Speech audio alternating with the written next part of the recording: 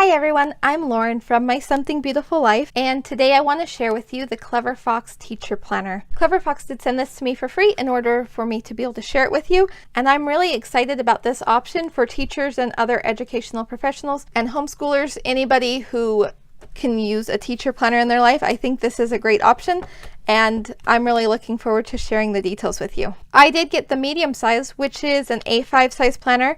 They do have a larger 7x10 version in case you would like something a little bit bigger. With my job, I actually travel between multiple schools, and so my entire office is carried in a backpack. So I opted to get the smaller one because when everything that you need is in a backpack, it gets heavy really fast. So I just figured that the smaller version would probably be a better idea for my particular situation. And this is the gray cover, which I think is really, really pretty. They have other colors that you can choose from, but I love the neutral tone for this, and it just has a very professional feel. This is a hardcover book. It's not very flexible to it. I mean, it has a little bit of give, but it's mostly just a hardcover book. It has a leather type feel to it. It even is textured, similar to leather. And then you have 3 ribbon bookmarks here. You have a pen loop on the side, and the back has an accordion pocket in it. And it does come with some sheets of stickers.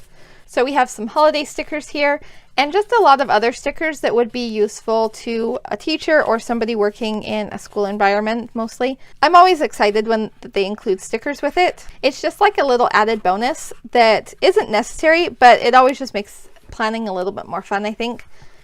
Inside the front cover, you have a how-to guide that just gives some information on the different pages that are included and how to use them in case you need a place to get started from.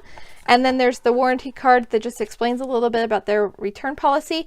They have a really good return policy. If you're not happy with your planner, then you can return it and no problem. So we have the title page here, and then the first thing inside here is important dates. This is great for tracking holidays and other days that you might have off from school.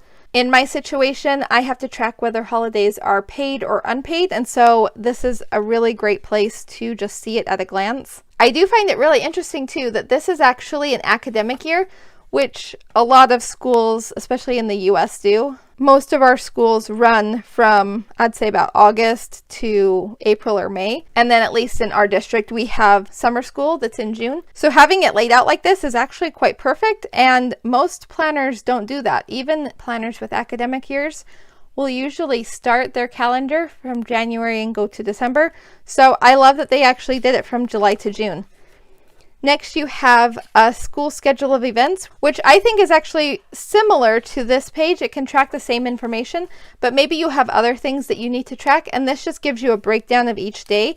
And this also runs from July, this one goes from July to December, and then from January to June.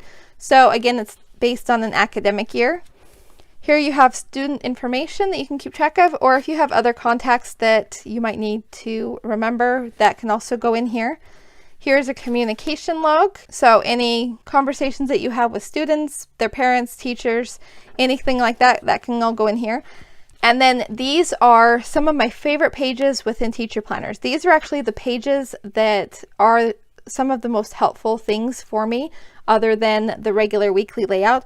And this is the student checklist pages. In this particular planner, there are 15 spreads of this, which is tons of room, and I am just so excited about how much space this actually gives. On each page, there's room for 36 students and 10 weeks worth of classes if you actually did each day. You can see they're broken down into groups of 5, so Monday through Friday, and it just makes it really easy to track the information, and so this is really helpful to me in what I do, and so I'm really excited about these pages especially.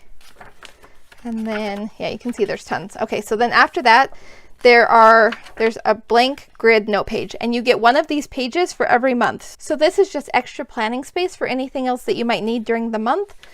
And then you have the monthly calendar. This is a 12-month planner, but it is undated, so you can start it whenever you want, despite the academic year things at the beginning. So then here's your planning page for the next month, and then the next calendar, and so on. So all of the months are grouped together at the beginning, and then All right, and so here's the last monthly calendar, and then after that, you get into your weekly spread. And similar to other teacher planners, you have space for Monday through Friday throughout this week, and then it breaks it down into certain subjects so that you can plan whether you teach different subjects or whether you teach in class periods, or in my case, visit at different schools. This is just helpful to give it some breakdown so that all of your plans each have their own individual space to work through.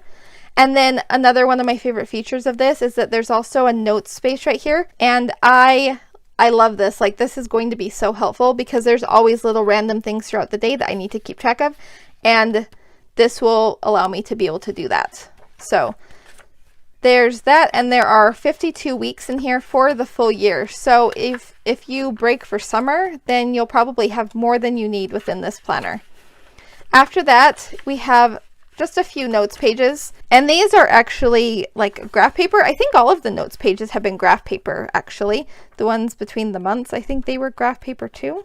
Let's see. Yeah, so all of the pages in here are graph paper. So if you do need to make charts or other checklist type things, this would make it really easy because you already have the boxes made. So again, there's a few notes pages here at the back for just any other information that you might need. And then we have the back of the planner and then the elastic strap that will keep it closed.